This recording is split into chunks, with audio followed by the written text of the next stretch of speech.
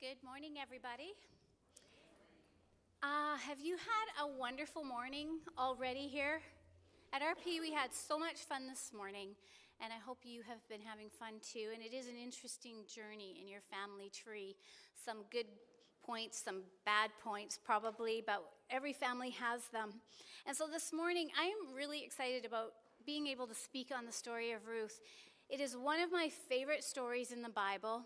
And I realized this week going through it, man, it's been a while since I've actually read the story of Ruth again. But every time I read it, I walk away and it's just that feel-good ending. You know, it's like a Hallmark movie almost.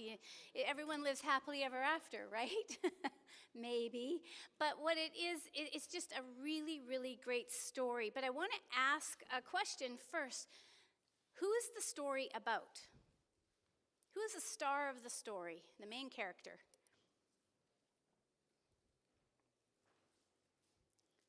Trick question, hey? Trent, you were in RP. You heard the answer. Come on.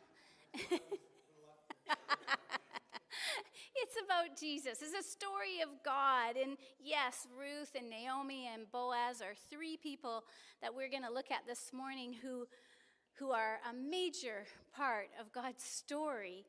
But I was wondering how to preach the story of Ruth because it's a narrative. And a narrative, it is a story, but it's not like fiction. It's stating the facts. These are the events that happen, but there's so much in there. I don't want to miss any of it. So as we enter into the story, I invite you to enter in with all five senses.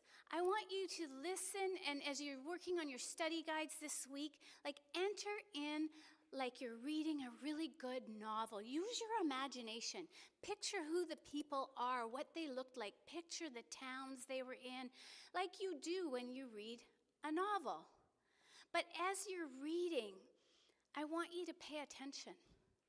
I want you to do extra work. I want you to research things about what was going on at the time and get the whole context.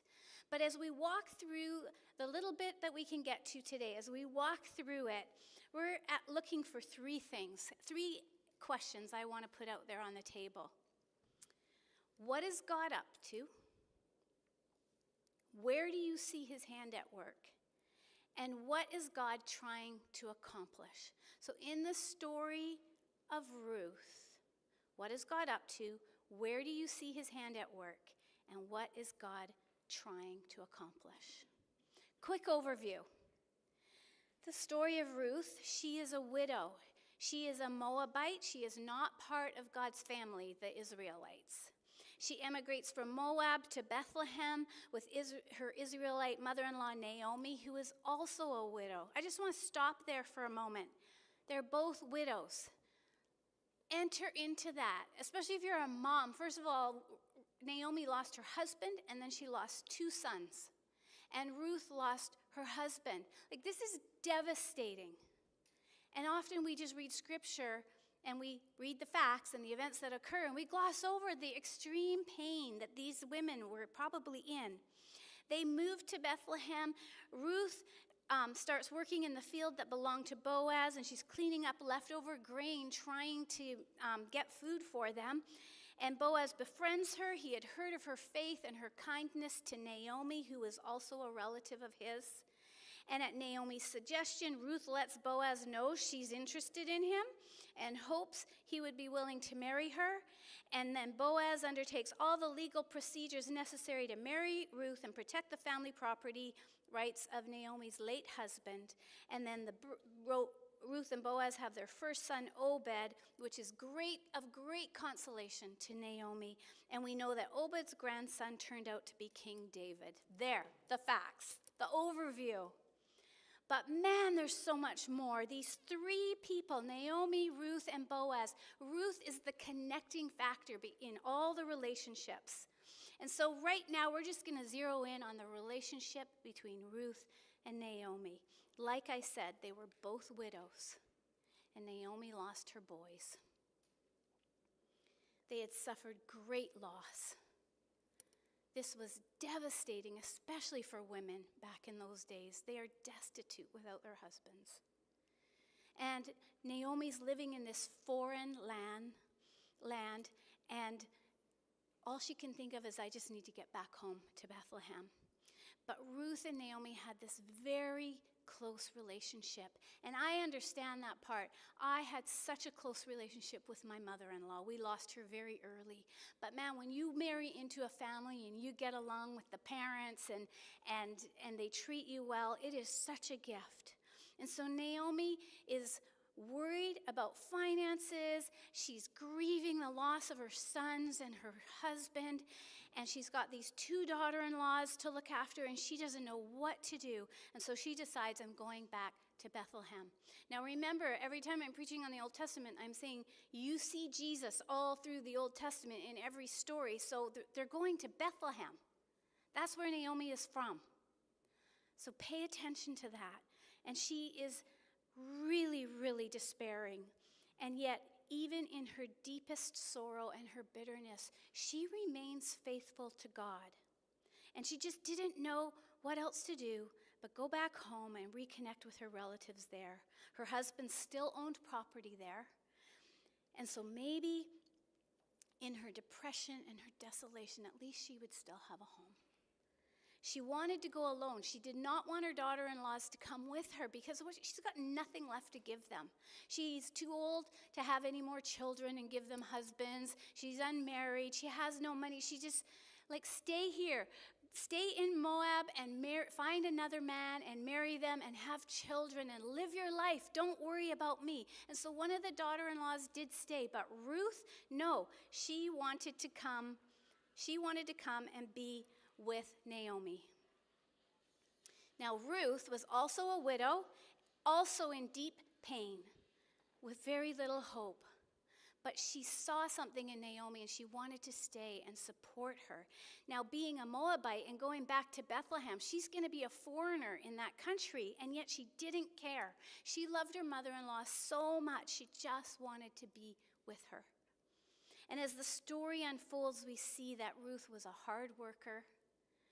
She was a kind and a respectful woman. She was obedient to everything Naomi suggested, whether it was working in the fields or making herself known to Boaz. She did what Naomi told her to do. It seems the only thing Ruth wouldn't listen to Naomi on was when Naomi tried to get her to stay in Moab. She's not going for it. She is going to follow her mother-in-law no matter what. She was resolute in her stance on coming to Bethlehem with Naomi. In fact, in chapter 1, verse 16, Ruth says to Naomi, "Don't ask me to leave you and turn back. Wherever you go, I will go. Wherever you live, I will live. Your people will be my people, and your God will be my God. Wherever you die, I will die, and there I will be buried. May the Lord punish me severely if I allow anything but death to separate us." And when Naomi saw that Ruth was determined to go with her, she said nothing more.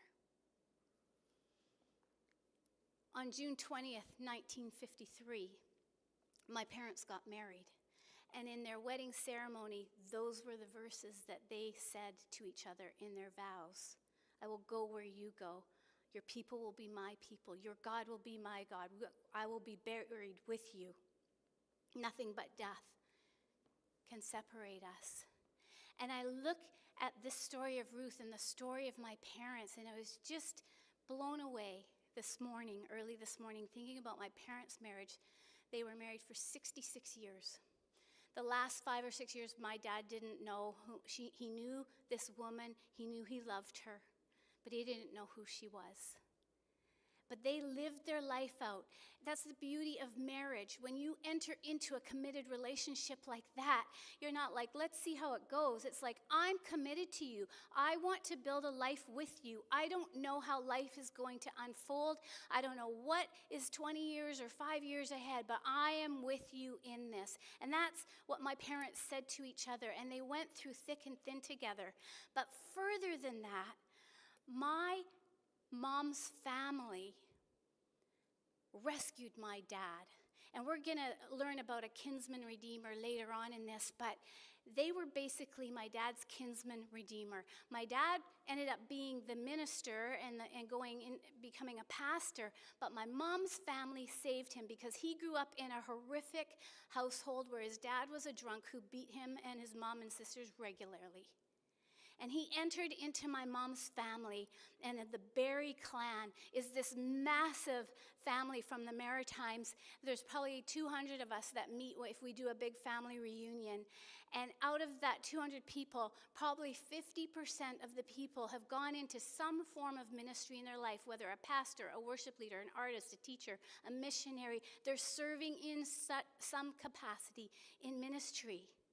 Generation after generation. We're into 5th generation now. It's unbelievable, the legacy of families, for better or for worse. And when Ruth absolutely committed herself to Naomi, first of all, she must have seen something in Naomi. Remember, she was not part of God's family, Ruth. She was a Moabite. They had pagan gods. But she must have seen something in Naomi that made her want Naomi's God. And so she says, your God will be my God. And that Naomi's faith drew Ruth toward Jesus. And she chose to follow God and to follow Ruth. And these two women committed themselves to one another, and they went to Bethlehem. Even in Naomi's bitterness and despair, she remained faithful to God. And Ruth's loyalty to Naomi and the people of God created possibilities for God to write his story.